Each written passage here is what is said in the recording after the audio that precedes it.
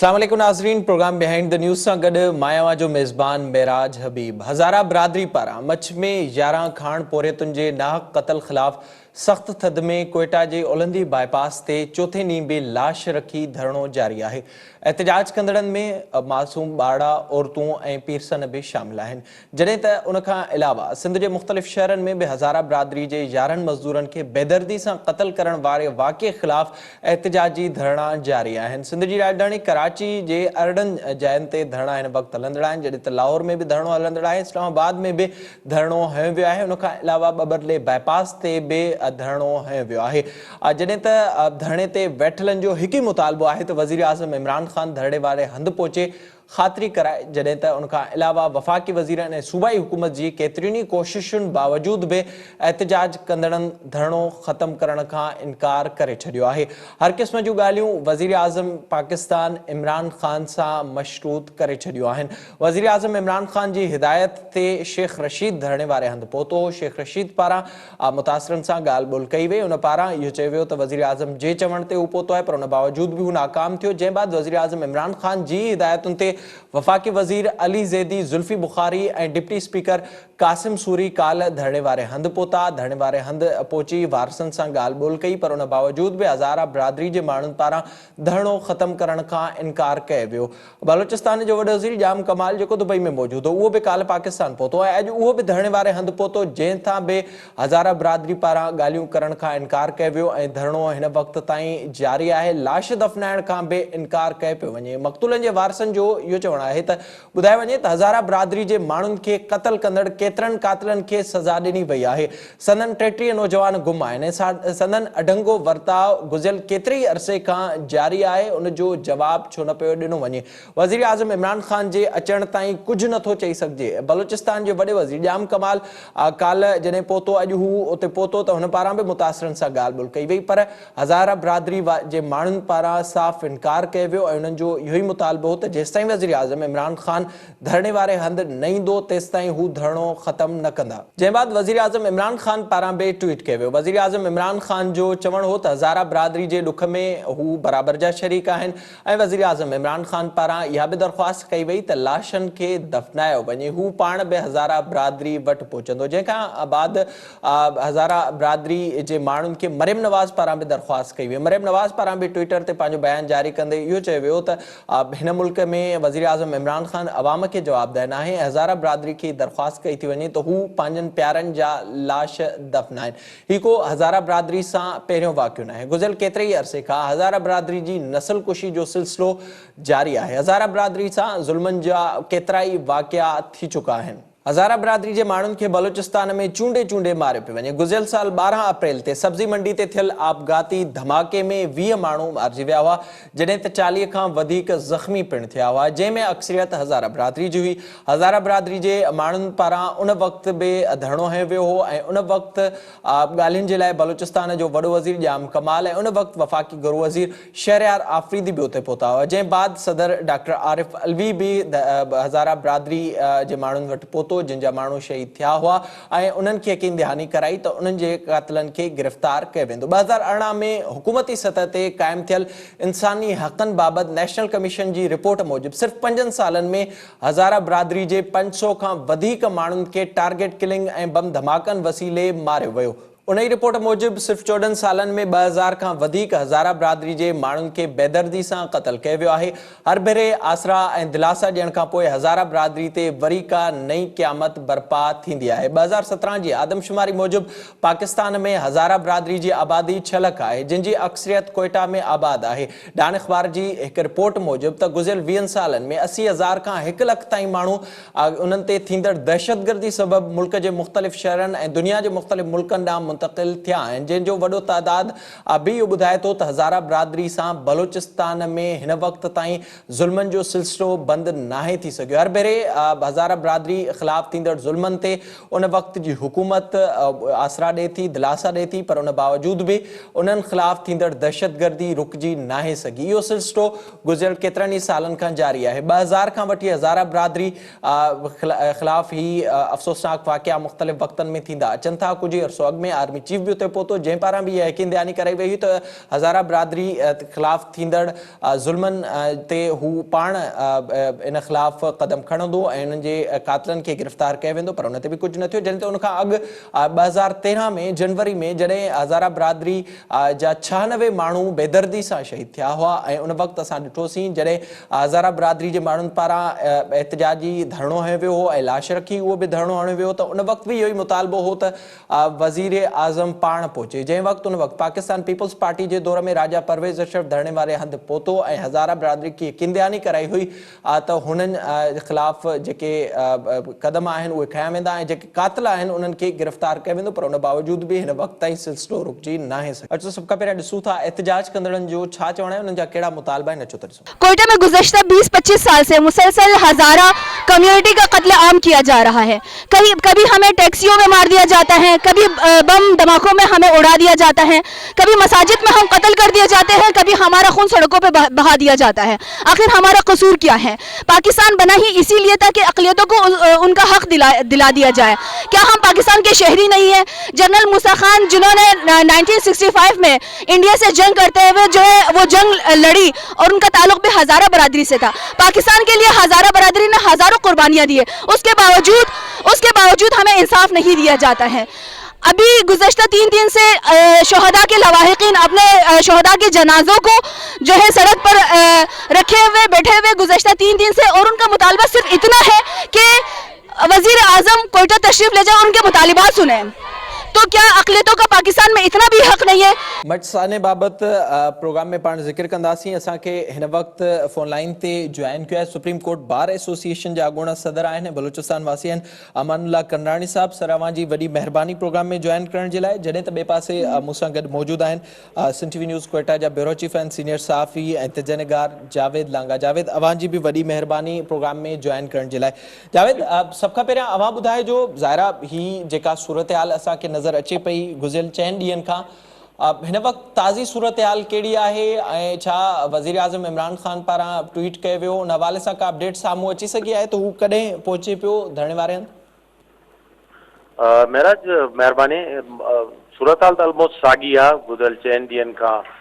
पहिरें ॾींहुं जीअं वाक़ियो थियो आहे उन खां पोइ जीअं हुन जा वारिस ऐं लवाहिकीन ऐं मुख़्तलिफ़ जेके सियासी समाजी तंज़ीमूं आहिनि हज़ारा बिरादरी जूं एहतियात ते वेठल आहिनि कोयटा जे ओलंदे बाईपास ते। अॼु बि हींअर बि माइनस टेम्परेचर कोयटा में आहिस्ते आहिस्ते सॼी राति -6 ताईं टेम्परेचर एक्सीन ताईं पहुचे थो ऐं हू वेठल रहंदा।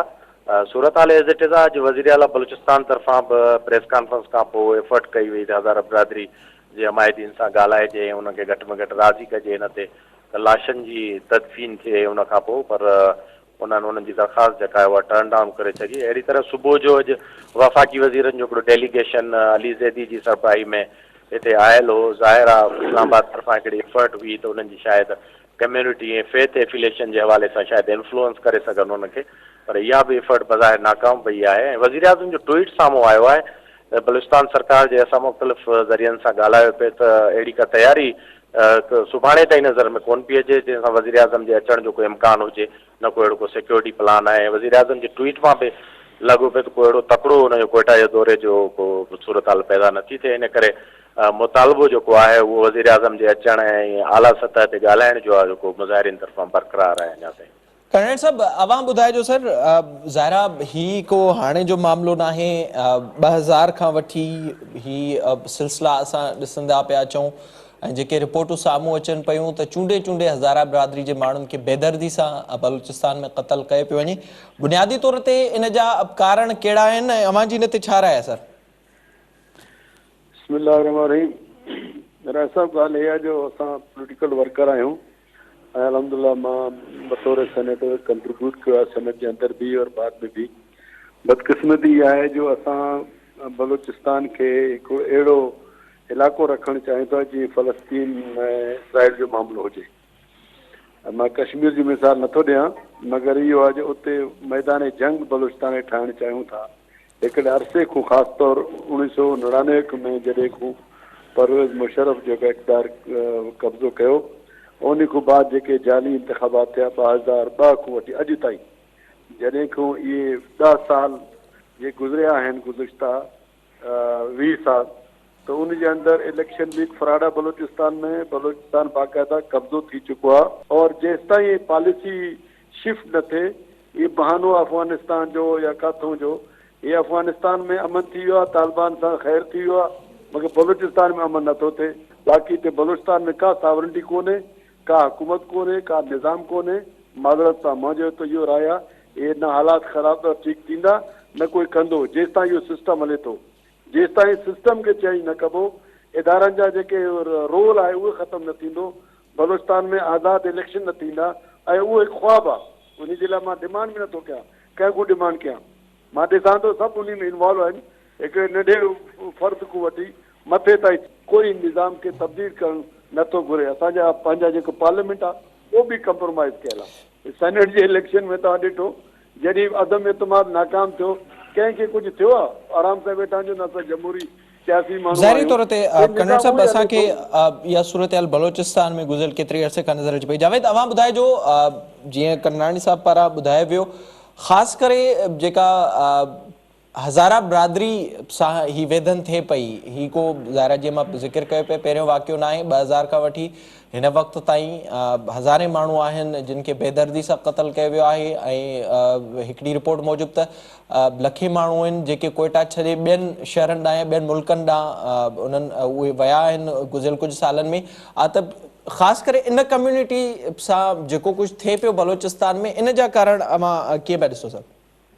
ॾिसो, जीअं करनाणी साहब ॿुधायो त बलूचिस्तान में जेके पॉलिटिकल एथनिक फॉल्ट लाइन्स आहिनि उहे तमामु घणियूं पुराणियूं आहिनि ऐं मुख़्तलिफ़ वक़्तनि ते बलूचिस्तान जो जेको महाज़ आहे उनखे गरम रखण लाइ उन्हनि फॉल्ट लाइन्स ते कमु थींदो आहे। कॾहिं उहा एथनिसिटी जी आहे, कॾहिं रिलीजन जी आहे, ऐं कॾहिं ॿी कंहिं शिकिल में आहे। हज़ारा बिरादरी जीअं त हिकु मेजॉरिटी जो तालुक़ु जेको हिकिड़े सेक्ट सां आहे, ऐं ज़ाहिर दुनिया में कम्यूनिटीज़ हूंदियूं आहिनि, उहे इन मास कॾहिं कॾहिं कंहिं हिकिड़े मख़सूस सेक्ट जो ऐं हिकिड़ी ज़बान सां ॻाल्हाईंदड़ हुनजो तालुक़ु हूंदो आहे। पर दुनिया में जेके फेडरेशन्स आहिनि या मुल्क आहिनि, सूबा आहिनि, बलूचिस्तान हिकिड़ो गुलदस्तो आहे ऐं हुते तमामु घणी एथनिसिटीज़ जेके आहिनि उहे पाकिस्तान में जेके ॿोलियूं ऐं ज़बानूं आहिनि उहे बलूचिस्तान में सभु मौजूदु आहिनि। उनजी प्रेज़ेंटेशन सभु हुते रहनि था गॾिजी सालनि खां ओवर द इयर्स इहो हिकिड़ो सिलसिलो जारी आहे। पर हज़ारा हिकिड़ी फॉल्ट लाइन जो हिसो आहिनि, जीअं त हुनजो सेक्ट अलॻि आहे ऐं उहो हिकिड़ी इंडिजिनियस कम्यूनिटी आहे, गॾिजी रहनि था ऐं उन्हनि खे टारगेट करणु तमामु घणो सवलो रहियो आहे। ऐं उन कम्यूनिटी जी वरी पंहिंजियूं जेके इंटरनल जेके कमज़ोरियूं ऐं ग़लतियूं आहिनि उहे हिकिड़े आइसोलेशन में तमामु घणो वक़्तु खां रहंदा पिया अचनि। उनजा बि हिकिड़ा डिफरेंस सभु हिस्टोरिकल हिकिड़ा आहिनि, उन ते ॻाल्हाए सघिजे थो जुदा, पर उनजो हिकिड़ो जुदा हुजण बि उन्हनि जे लाइ हिकिड़ो अज़ाब बणिजी वियो आहे। त माना उन्हनि जी हिकिड़ी इंसानी हमदर्दी त पैदा थिए थी, पर हिकिड़ी सोशल जेका आहे बांड थो थिए कंहिं सूबे सां, उहो उन्हनि जो बदकिस्मती सां थोरो कमज़ोर रहियो आहे, जंहिंजे करे हिकिड़ी आइसोलेशन में बि आहिनि ऐं हिकिड़े सेक्ट सां बि उन्हनि जो तालुक़ु आहे, हिकिड़ो मिनारिटी आहे। त इन करे उहे विक्टम थियनि था सवलाई सां। ऐं उहे जेके ग्रुप जीअं करनाणी सभु ॿुधायो तमामु घणा आहिनि पैदा थियल ओवर द इयर्स, 3 डिकेड जी हिकिड़ी टिकी जेका आहे ताज़ी जंग आहे, उनखां त सॼे बलूचिस्तान जी जेका तारीख़ आहे 48 खां, उहा सॼी इन्हनि फॉल्ट लाइन सां भरी पई आहे। त इन करे इहा बिरादरी जेका आहे सम्झो त हिकिड़े क़िस्म जो सॉफ्ट टारगेट आहे, जंहिंखे उहो हासिलु करे ऐं उहा पंहिंजी जेका आहे पंहिंजी ख़बर ऐं पंहिंजी अहमियत उहे सभु ग्रुप पैदा कनि पिया। ऐं उहे महाज़ जेको हर वक़्तु गरम रखिणो आहे ऐं उन्हनि जे क़त्ल सां शायदि उहे महाज़ सवलाई सां उहो गरम थो रहे ऐं एक्सप्लॉइट थो थिए पॉलिटिकली ऐं ॿियनि सबनि जे करे। ऐं ख़ुदि जेका तोसी आहे या जेको कब्ज़ो आहे उनखे बरक़रार रखण लाइ हिकिड़ी कम्यूनिटी खे बार बार इस्तेमालु कयो थो। मुंहिंजी नज़र में इहे ॿ टे फैक्टर आहिनि जेके हमेशह कमु था कनि ऐं अञा त एग्ज़िस्ट कनि था, उनखे कंहिं बि तरह सां एड्रेस न कयो वियो आहे। अच्छा कन्नड़ साहब, इन ते अवां जी छा राय हूंदी? ज़ाहिर हिकिड़ी कम्यूनिटी खे निशानो बणाइण ऐं ख़ासि करे जेको थिए पियो गुज़िरियल केतिरे अरसे खां, हर साल को न को वाक़ियो थिए थो, बल्कि सालनि में 2-3 वाक़िया बि थी वञनि था। गुज़िरियल हिकु ॾहाके खां असांखे इहा सूरत हाल नज़र अचे पई हज़ारा बिरादरी सां जेको कुझु थिए पियो। इन ते अवां जी छा राय आहे त इन कम्यूनिटी खे छो निशानो बणाए थो वञे? गुज़ारिश आहे हिन जा जेके रिपरकशन्स आहिनि या हिन जा पसपर्दा मुहरकात आहिनि, हुन जा मुफ़ादात हिकिड़े तबिके सां वाबस्ता आहिनि। उहो हालात ख़राबु करणु मतिलबु इहो आहे नेशनली इंटरनेशनली हर जॻह ते उन खे पैसे जे करे इस्तेमालु कजे। हाणे इन्हनि खे ईरान जे ख़िलाफ़ु कोई हालात को किथे हुते ख़राबु लॻा हूंदा, किथे ईरान खे मिलाइन करिणो हूंदो उन्हनि खे, त उन जे लाइ पोइ उहो पंहिंजो बदिलो जेको अफ़गानिस्तान जो ईरान जे ख़िलाफ़ु हिते पाकिस्तान में हज़ारा बिरादरी को वरिता आहे। सीधी ॻाल्हि इहा आहे, छो जो हिते खे उन्हनि खे हालत जंग में रखिणो आहे। कॾहिं ईरान जे ख़िलाफ़ उनखे इस्तेमालु कंदा आहिनि, कॾहिं इन सरज़मीन खे बलूचिस्तान जे अफ़गानिस्तान जे ख़िलाफ़ इस्तेमालु कंदा आहिनि, कॾहिं इंडिया जे नाले सां हिते माण्हुनि खे मारींदा आहिनि। वॾी महिरबानी करनाणी साहब अवां जी प्रोग्राम में वक़्तु ॾियण जे लाइ। जावेद साहब अवां जी वॾी महिरबानी प्रोग्राम में वक़्तु ॾियण जे लाइ। ज़ाहिरा जेको हीउ अफ़सोसनाक वाक़ियो थियो आहे हज़ारा बिरादरी सां, इन ते पाण प्रोग्राम में ॻाल्हाईंदासीं ऐं गॾोगॾु जेका सियासी सूरत हाल आहे उनजो बि ज़िक्र कंदासीं। वक़्तु हिकु ब्रेक जो असां सां गॾु।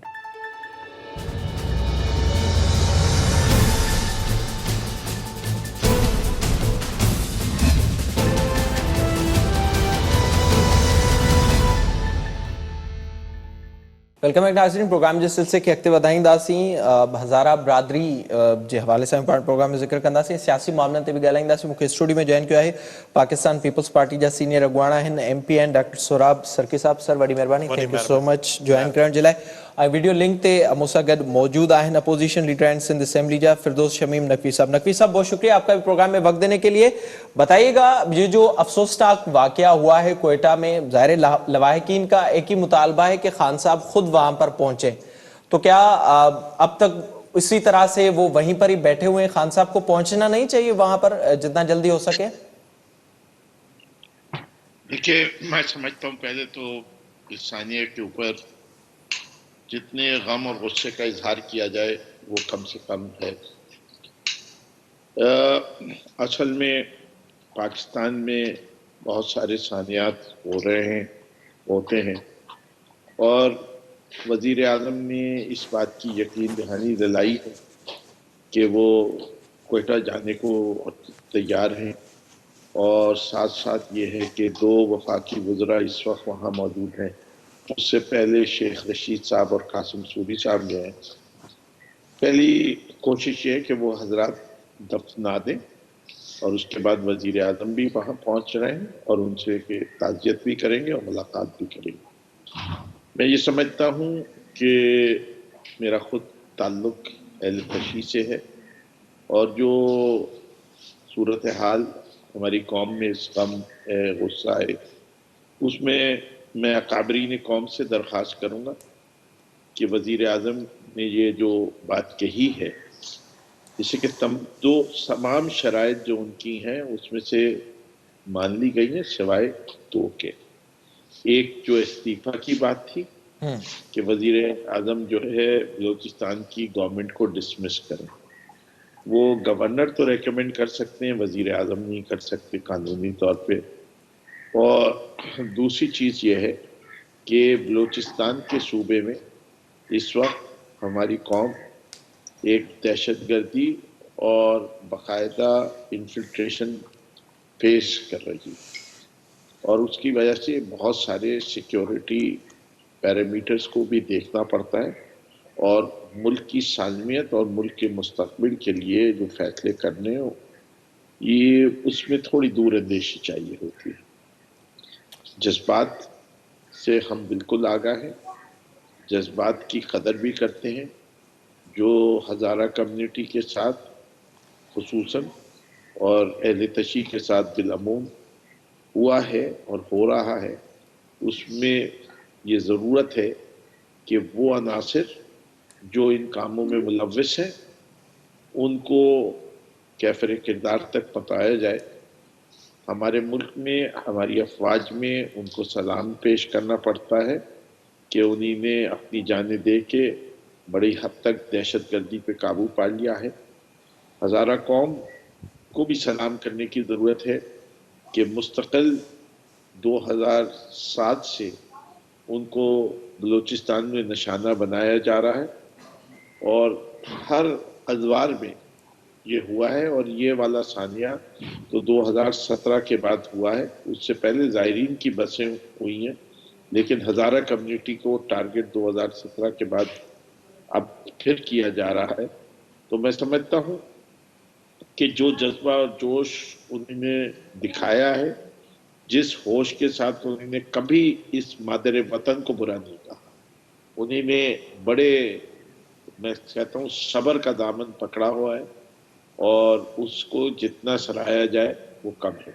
अच्छा नकवी साहब, थोड़ा सा ये बताइएगा, ज़ाहिर जैसे आपने जिक्र किया कि ये कोई इस अदवार की बात नहीं, इससे पहले भी होता आ रहा है, और 2000 से लेकर अब तक हज़ारों ऐसे लोग हैं जिनको चुन चुन के बेदर्दी से कत्ल किया जाता है। ज़ाहिर है वहाँ पर जो सूरत हाल हमें नज़र आ रही गुज़िश्ता कितने अरसे से, बुनियादी तौर पर इसका मकसद क्या है? आप क्या समझते हैं जो मुख्तलिफ औकात में ऐसी चीज़ें होती हैं, क्या ये इंटरनेशनली कोशिश की जा रही है और बलूचिस्तान की ही हज़ारा बरादरी को ही फोकस करके ये सब कुछ किया जा रहा है कि आइसोलेट हो जाए किसी न किसी हद तक मामला?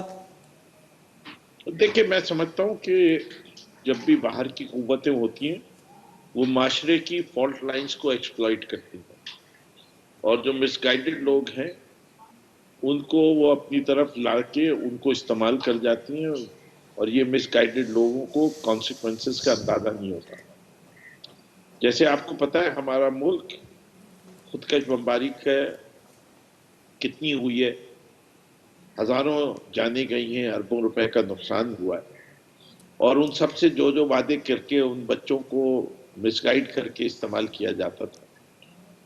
हमारे मुल्क के से ज़्यादा अगर आप देखें, सीरिया, यमन, लेबनान, इराक, ये वो ममालिक हैं जिन्हें मुसलमानों को आपस में लड़ा के जो फसाद क्रिएट किया गया है, या इस वक्त लेबनान में, लिबिया में, ये सारे मसाइल दुनिया की बड़ी बड़ी ताकतें एक इंटरनेशनल गेम खेल रही हैं, और ये जो स्टेट ऑफ इसराइल है उसका एक इतना ख़तरनाक रोल है कि वो किसी मुसलमान मुमलिकत को जिसके पास न्यूक्लियर बम हो उसको वो बर्दाश्त करना बहुत मुश्किल हो रहा है। और पाकिस्तान का ये न्यूक्लियर वेपन पाकिस्तान की बका की ज़मानत है। हिंदुस्तान से उनको पता है कि पाकिस्तानी कौम ने ये खिलौना अपने पास रखा नहीं है, और हमें अगर हम पे कोई इस किस्म का हमला वो करने की सोचेंगे तो हमारे पास ये ऑप्शन हमेशा होगा। ज़ाहिर है वो Last option- इंटरनेशनली कोशिशें हो रही हैं, आप ये कह रहे हैं। अब आप ॿुधायो जो डॉक्टर साहब दोनों कोशिश अवां ॾांहुं अचां पियो, ज़ाहिर आहे जेके अहिड़ा अफ़सोसनाक वाक़िया थियनि था ऐं हज़ारा बरादरी सां मुसलसिल, मूंखे यादि आहे मां जीअं पंहिंजे इंट्रो में बि ज़िक्र कयो, राजा परवेज़ अशरफ साहब उन वक़्तु वज़ीर आज़म हुआ 2013 में जॾहिं अफ़सोसनाक वाक़ियो थियो, ॿिनि धमाकनि में 96 माण्हू बेदर्दी सां क़त्ल किया विया हुआ, ऐं उन वक़्तु बि इहो ई मुतालबो त वज़ीर आज़म पहुचे। पर अॼु जॾहिं हीउ मुतालबो थिए पियो त PDM जो को बि अॻुवाण नाहे पहुतो वज़ीर आज़म जे लाइ, ॻाल्हि कई पई वञे हिन वक़्तु PDM जो कहिड़ो अॻुवाण उते पहुतो आहे? बिस्मिल्लाहिर्रहमानिर्रहीम। वॾी महिरबानी। सभ खां पहिरियों त मां अफ़सोस जो इज़हार कयां थो, ताज़ियत कयां थो। अॼु सिंध असेंबली रेज़ोल्यूशन बि पास कयो आहे हज़ारा कम्यूनिटी सां यकजहती जे लाइ ऐं उन्हनि जी जेके डिमांड आहिनि उन्हनि जी सपोर्ट में। उन में जेके बि लोकल जेके आहे क़यादत, जेके बि पार्टियूं आहिनि PDM जूं उते ग़ालिबन उहे वयूं आहिनि, पर उन्हनि जी जेकी डिमांड आहे हज़ारा कम्यूनिटी जी, उहा इहा आहे त जेके कर्ता धर्ता आहिनि, माने चीफ मिनिस्टर बलूचिस्तान या बलूचिस्तान जी हुकूमत या प्राइम मिनिस्टर, ऐं तव्हां पाण ॾिठो त शेख रशीद साहब जन विया बि हुया हुते, पर हमेशह उन्हनि सां वाइदा थींदा आहिनि, ॻाल्हियूं थींदियूं आहिनि, पर बदकिस्मती सां वरी कुझु वक़्त खां पोइ हज़ारा कम्यूनिटी ते अटैक थींदो आहे। ऐं बिल्कुलु इहा उन जी पुराणी हिस्ट्री आहे। काफ़ी माण्हुनि जा, जीअं तव्हां ॿुधायो त 20,000 खां वधीक माण्हू जेके आहिनि उन जा शहीद कया विया आहिनि। वीचारा काफ़ी माण्हू जेके आहिनि मुल्क छॾे करे ऑस्ट्रेलिया में हलिया विया आहिनि, काफ़ी माण्हू हिते कराची में शिफ्ट थी विया आहिनि। ऐं मां इहो तव्हांखे हिन जो बैकग्राउंड ॿुधायां त कंहिं ज़माने में पूरे कोटिया शहर में हज़ारा कम्यूनिटी फैलियल हुई, ऐं पूरे कारोबार जेको बि कोटिया शहर में कारोबार हूंदो, तक़रीबन हर कारोबार में इहा कम्यूनिटी मौजूदु हूंदी। पर बदकिस्मती सां उन्हनि खे यूनिवर्सिटीज़ में बि टारगेट करे शहीद कयो वियो। ऐं जॾहिं उहे ईरान या कॾहिं विया दुआउनि जे लाइ त उते बि उन्हनि खे टारगेट कयो वियो। ऐं उन खां पोइ जेके तव्हां बम धमाकनि जी जेके ॻाल्हि कई उन में बि टारगेट कयो वियो। ऐं बिल्कुलु टारगेटेड आहे। ऐं मां इहो ज़रूरु महसूसु कयां थो त जेकी उते गवर्नमेंट आहे उनखे ख़बर आहे त 4-5 जायूं अहिड़ियूं आहिनि जिते माइंड्स आहिनि, उते इन कम्यूनिटी जा माण्हू कमु करनि था। उनखे इहा बि ख़बर आहे त जीअं हाणे कोई असांजे कंडाणी साहब बि ॿुधायो, ॿिए कंहिं दोस्त बि ॿुधायो त हिकिड़ो सॉफ्ट जेको आहे टारगेट सम्झनि था। त उन में जेकी उते हुकूमत वक़्त मौजूद आहे उन जी ज़ाहिर आहे, इहो त हर हुकूमत में थींदो अचे पियो ऐं इहा रिस्पॉन्सिबिलिटी आहे हुकूमत खां वधीक रियासत जी। रियासत ऐं असां मां हिकिड़ी मां ॿुधायां तव्हांखे, असां बिल्कुलु इन्हनि जी डिमांड पूरी कई असे। गवर्नर असेंबली खे हटाए करे गवर्नर खे असां चार्ज ॾिनी हुअसीं। ऐं ज़ाहिर आहे हिननि तव्हां पाण थोरो पंहिंजे ज़हन सां सोचियो त हेतिरा 4 ॾींहं लॻभॻि थी विया आहिनि, एतिरा लाश पिया आहिनि ऐं उन्हनि जंहिं बेदर्दी सां उन्हनि खे क़तलु कयो वियो आहे, त इन में मां सम्झां थो त गवर्नमेंट खे बहस न थियणु खपे। 4 ॾींहं ज़ाहिर तमामु वज़ीर आज़म साहब ॻाल्हि कई आहे वञण जी, पर का डेट अनाउंसमेंट हिन वक़्त ताईं न थी सकी। वफ़ाक़ी वज़ीर उते पहुतल आहिनि। नकवी साहब, सियासी मामलात पर थोड़ा सा आ जाएं। कल खान साहब से जो पीटीआई के रहनुमाओं की मुलाकात हुई, उसमें ये फैसला हुआ है कि जो सिंध हुकूमत 12 साल से कर रही है वो अवाम के सामने लाया जाए। बुनियादी तौर पर थोड़ा सा ये बताइएगा कि ज़ाहिर सिंध हुकूमत की परफॉर्मेंस पर बात की जाए और उस पर देखा जाए तो उसमें काफ़ी सारी चीज़ें मौजूद हैं, पर बुनियादी सवाल ये है कि इस वक्त तक वफाकी हुकूमत ने सिंध में क्या किया है और इस हवाले से क्या लाया अमल है पीटीआई के पास? देखिए, इस वक्त जो है अगर आप देखें तो जो 1100 अरब रुपए का मंसूबा 5 सितंबर को लॉन्च किया गया था, उसके तहत आज कराची के पोर्ट में 50 फायर टेंडर लैंड कर गए और 2 बाउजर। इस वक्त पूरे शहर कराची में फंक्शनल केएमसी के पास सिर्फ 7 फायर टेंडर है और कभी भी पिछले 10 साल में 50 फायर टेंडर नहीं हुए। हम उम्मीद रखते हैं कि इससे शहर की ज़रूरियात अगले 10 साल तक पूरी हो सकेंगी। इसके साथ साथ आपने देखा कि CDWP और नेशनल इकोनॉमिक काउंसिल दोनों से 739 बिलियन का कराची का पैकेज पास कर लिया गया है, जो कि बुनियादी ज़रूरतें होती हैं पैसे देने के लिए। उसके मुकाबले में जो और वफाकी हुकूमत ने जो जिम्मेदारी ली है, वो जिन मंसूबों की है उसके अंदर ML1 का फ्रेट कॉरिडोर KPT से लेके पिपरी तक है। आज भी रेलवे के मिनिस्टर कराची में मौजूद हैं और इस पे काम हो रहा है। कराची सर्कुलर रेलवे का मंसूबा है और इसके साथ साथ जो मंसूबा है वो K4 का मंसूबा है।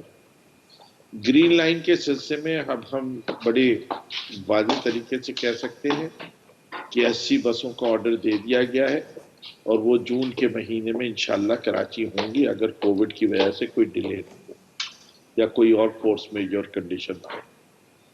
और ये सुरजानी से लेके कैपरी सिनेमा तक सर्विस जून जुलाई के महीने में शुरू हो जाएगी। कैपरी से लेके साबरी निहारी तक जो सड़क है वो अगले साल अप्रैल तक तैयार होगी। अच्छा, इसमें नकवी साहब थोड़ा सा मैं आपको यहाँ पर रोकूंगा।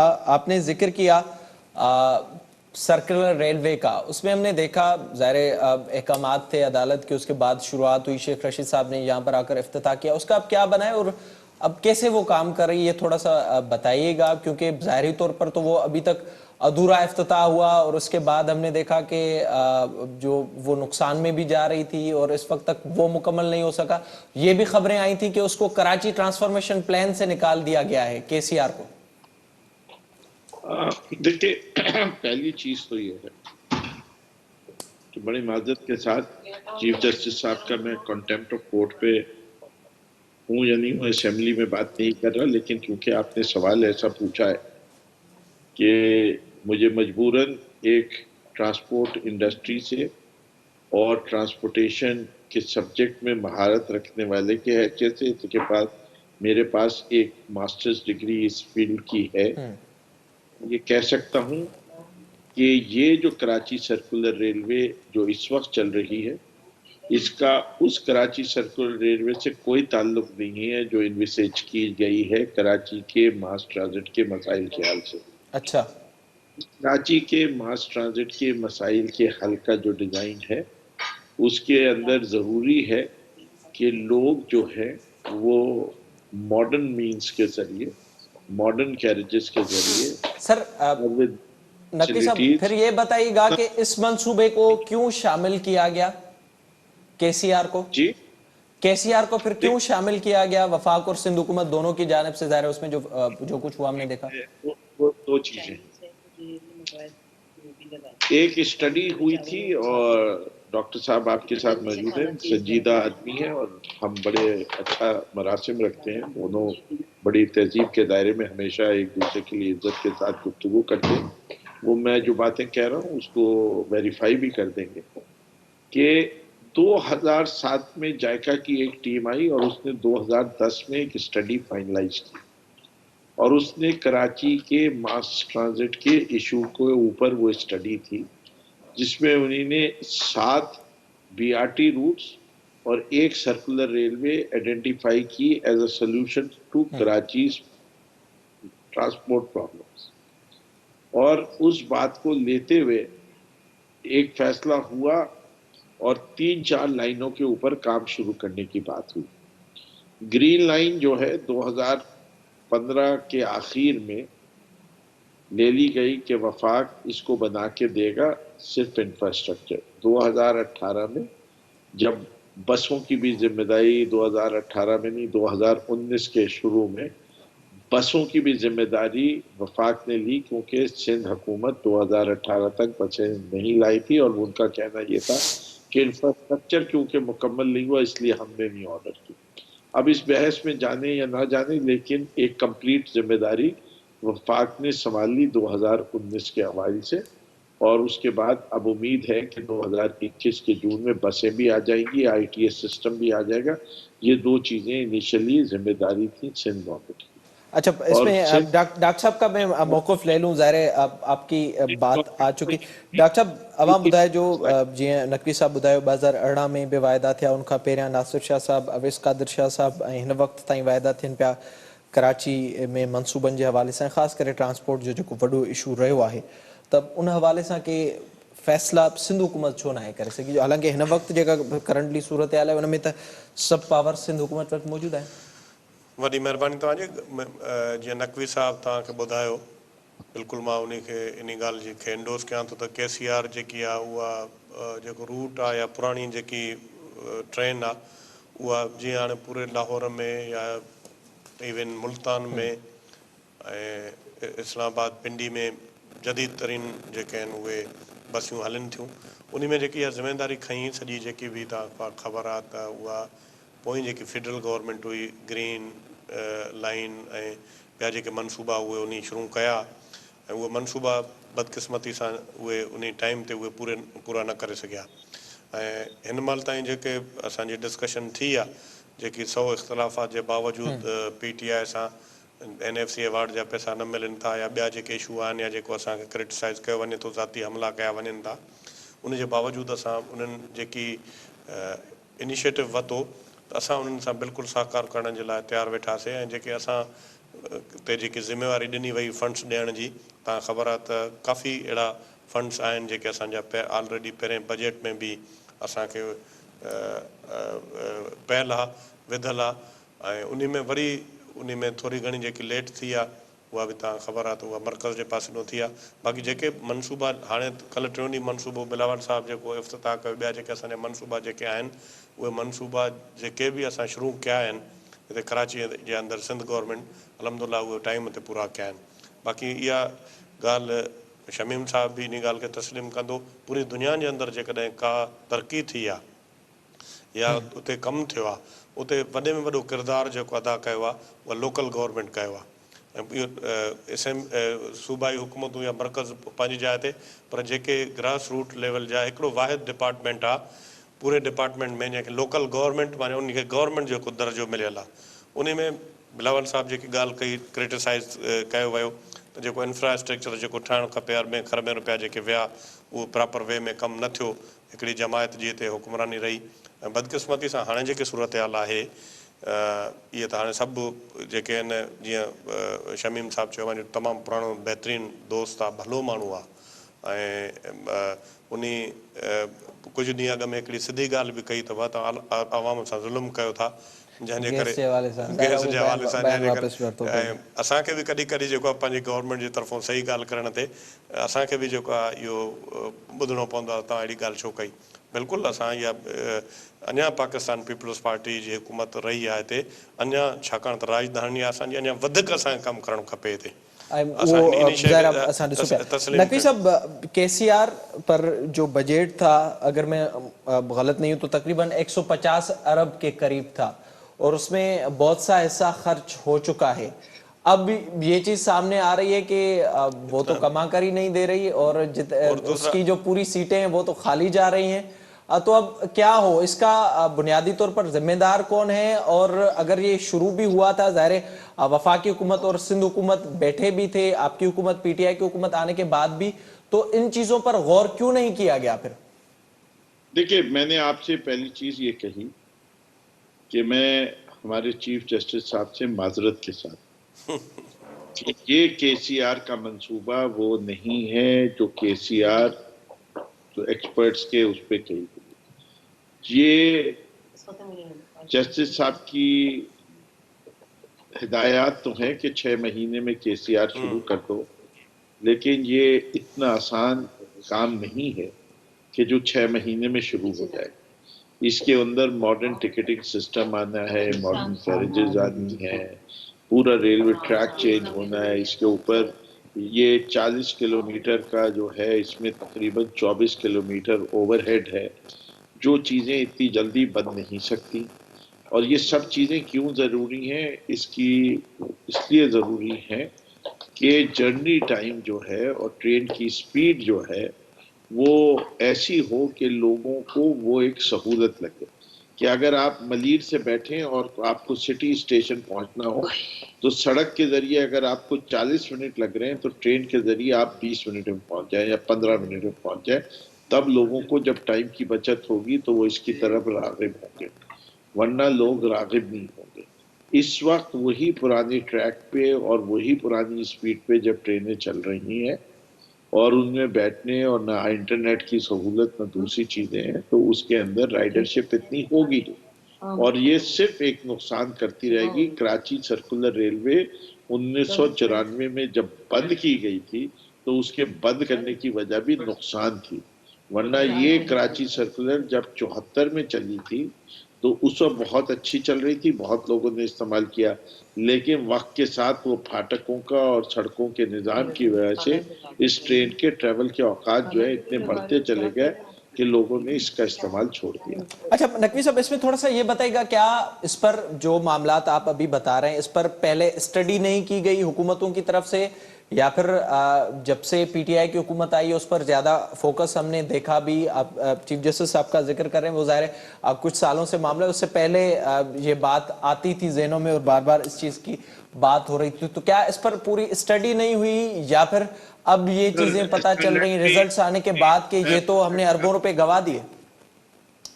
मुझे आपसे इजाजत दे, जी सर। मैं समझता हूँ हमारे इदारों को इस चीज का एहसास होना चाहिए कि कुछ मामलात जो हैं सब्जेक्ट एक्सपर्ट्स के ऊपर छोड़ने चाहिए, और हर आदमी हर चीज का एक्सपर्ट नहीं हो सकता। मुझसे कोई कहे कि दिल का ऑपरेशन कर दूं और मैं चाकू छुरी लेके बैठ जाऊं तो उस पेशेंट के सरवाइव होने के चांसेस कम हैं।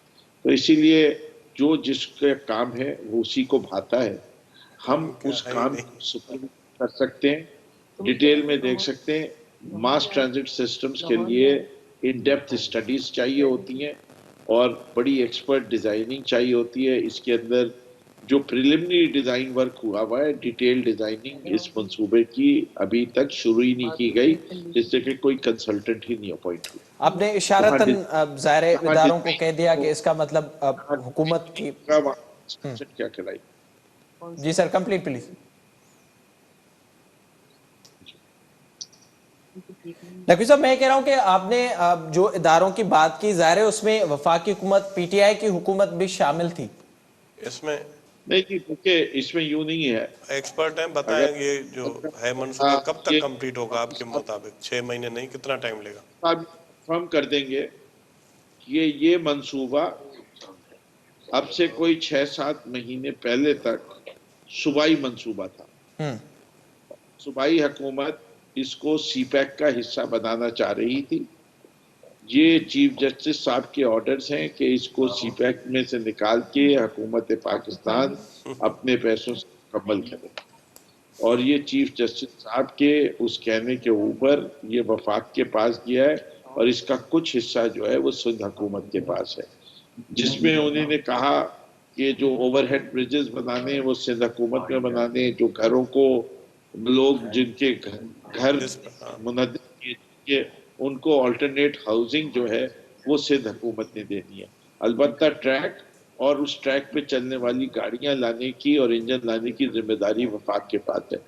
اب obviously سپریم کورٹ کے فیصلے کو ہم سب کو ماننا لازم و ملزوم ہو گیا, لیکن ٹھیک ہے, آپ کی بات آ گئی. ڈاکٹر صاحب اواں بدھائے جو ظاہرہ ایک پاس سے صرف کے سی آر جو شمیم صاحب, میں تھوڑی نالج کے لیے, میں ایکسپرٹ نہیں ہوں, آپ مجھے بتائیں کہ یہ اگر جو بنانا چاہیں جدید اس کو کے سی آر کو, اور جو سپریم کورٹ نے کہا ہے جو پروگرام ہے اس میں ٹائم کتنا لے, 6 مہینے میں تو ممکن نہیں ہے. ظاہر وہ ٹائم چون کتنا تھا لگے گا آپ کے خیال کہ بنیادی طور تے ہن وقت جو ضرورت ہے انہوں نے موجود ہیں.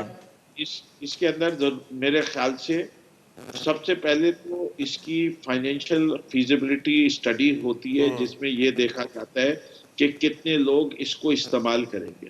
ظاہر اس کے بعد ہی فیصلے ہوتے ہیں, ورنہ ہم ایسے نتائج نہ. ڈاکٹر صاحب اما بدھائے جو کہ منصوبہ جن جو ذکر تھے پیو فردوس صاحب ڈیٹیلڈ جیسا کہ کے سی آر بابت بدھاयो त فیزیبل ہی نہ ہوयो, ان باوجود بھی اربیں روپیا خرچ تھیا ऐं हीअ सूरत हाल थी. पर उन सां गॾोगॾु सिंध हुकूमत ज़ाहिरी तौर ते ख़ासि करे सिंध जी राजधानी जे हवाले सां जेको कुझु असांखे गुज़िरियल 12 सालनि जी हुकूमत में नज़र अचे पियो, तालीम जे हवाले सां ज़िक्र थियो सिंध असेंबली में, उनखां अलावा ॿिया मामला हुजनि त उन में उन तरह जो परफॉर्म नाहे करे सघी जेका हाणे पीटीआई ॻाल्हि खणी अॻिते वधे पई. डॉक्टर साहब बड़ी मेहरबानी, thank you so much program में ज्वाइन करण जे लाइ. नकवी साहब आपका भी बहुत शुक्रिया प्रोग्राम में ज्वाइन करने के लिए. ज़ाहिरी तौर ते नकवी साहब पारां जे ॿुधायो वियो के सी आर जे हवाले सां के सी आर फीज़ेबल ई न हुयो, पर उन बावजूद भी ऑर्डर्स थिया त ठाहिणो आहे ऐं अरबें रुपया ख़र्च थिया. हाणे ख़बर पवे थी त के सी आर हली ही नथो सघे ऐं नुक़सान में वञे पई वफ़ाक़ी हुकूमत. उन हवाले सां ज़ाहिरी तौर ते अहिड़ा जे फ़ैसिला थियणु घुरिजनि त सभिनी हुकूमतुनि खे गॾु वेहण बि घुरिजे